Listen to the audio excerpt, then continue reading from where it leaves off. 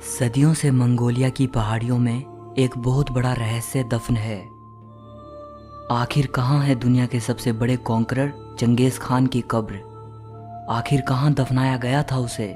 किस सालों से हिस्टोरियंस उसकी तलाश में हैं, लेकिन नाकामी के सिवा और कुछ हाथ नहीं लगता। इस वीडियो को आखिर तक देखते रहिए। हम जानेंगे चंगेज खान की गुमनाम कब्र और उसकी मृत्यु से जुड़ी कहानियों और रहस्यों के बारे में।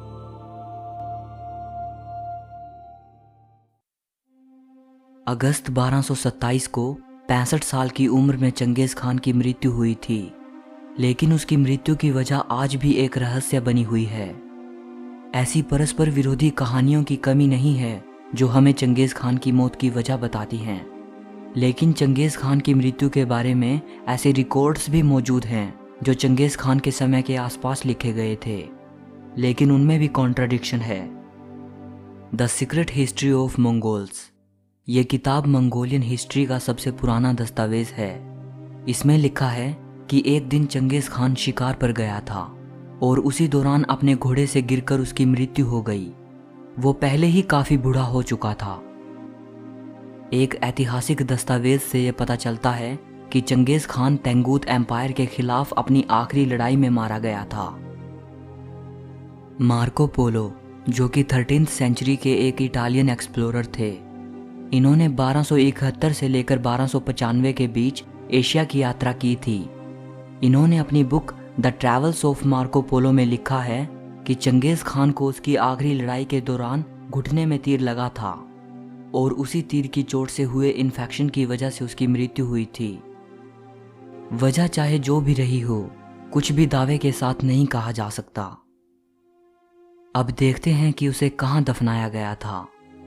बहुत से ऐतिहासिक दस्तावेजों से यह पता चलता है कि चंगेज खान को मंगोलिया में बुरखान खालदून नामक पहाड़ियों में दफनाया गया था।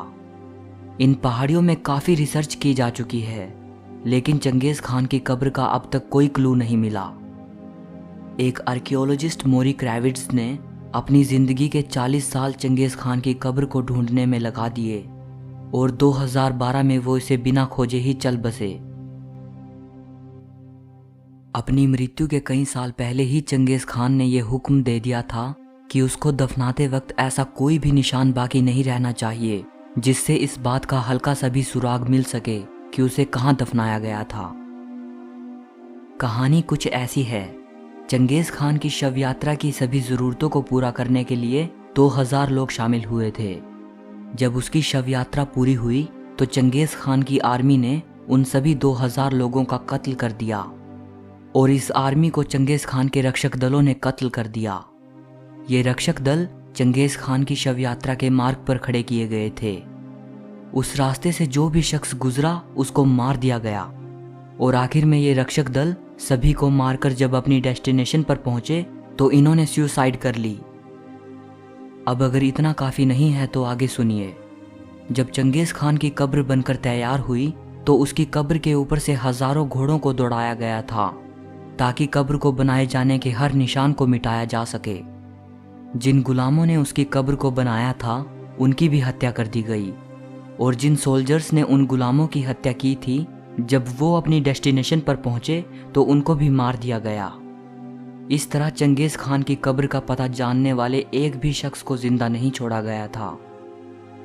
मार्को पोलो ने लिखा है कि 13वीं सदी के आखिर तक भी मंगोलिया में एक भी ऐसा शख्स नहीं था जिसे पता हो कि चंगेज खान को कहाँ दफनाया गया था।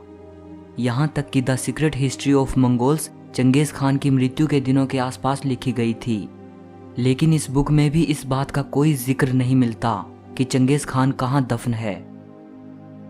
मंगोलिया में प्रचलित कहानियां तो यहाँ तक कहती हैं कि 40 लड़कियां और 40 घोड़ों को चंगेज खान के साथ दफनाया गया था उसकी आफ्टर लाइफ के लिए, बिल्कुल वैसे ही जैसा कि प्राचीन इजिप्ट के राजाओं के साथ होता था। वेस्टर्न हिस्टोरियंस तो चंगेज खान की कब्र को खोजने में लगे हैं, लेकिन मंगोलिया के लोग ये नहीं चाहते कि चंगेज खान की कब्र को ढूंढ लिया जाए। इसकी दो वजह हो सकती हैं। एक तो ये कि क्योंकि चंगेज खान खुद नहीं चाहता था कि लोग उसकी कब्र को तलाशें, इसीलिए मंगोलिया के लोग अपने बुजुर्ग की ख्वाहिश का सम्मान करते हैं और दूसरी वजह ये कि मंगोलिया में ये मान्यता है कि चंगेज़ खान की कब्र शापित है। ये माना जाता है कि अगर उसे खोला गया तो किसी भयंकर आपदा का सामना करना पड़ सकता है। एर्देनीन तोपची नाम से 17वीं सेंचुरी का एक मंगोलियन क्रॉनिकल है। इसे 1662 में लिखा गया था। माना जाता है कि इसी क्रॉनिकल में एक्यूरेट मंगोलियन हिस्ट्री मिलती है। मतलब the secret history of Mongols पहला सोर्स है मंगोलियन हिस्ट्री के लिए, लेकिन इस क्रॉनिकल को प्राइमरी सोर्स माना जाता है एक्यूरेट मंगोलियन हिस्ट्री के लिए। इस क्रॉनिकल में लिखा है कि शायद चंगेज़ खान की बॉडी मंगोलिया लाई ही ना गई हो। मतलब जहां आखिरी लड़ाई में उसकी मौत हुई थी, शायद उसे वहीं दफना दिया गया हो और एक खाली कोफिन मंगोलिया लाई गई हो और लोगों को भ्रमित करने के लिए उसी खाली ताबूत को बुरखान खालदून की पहाड़ियों में दफनाया गया हो।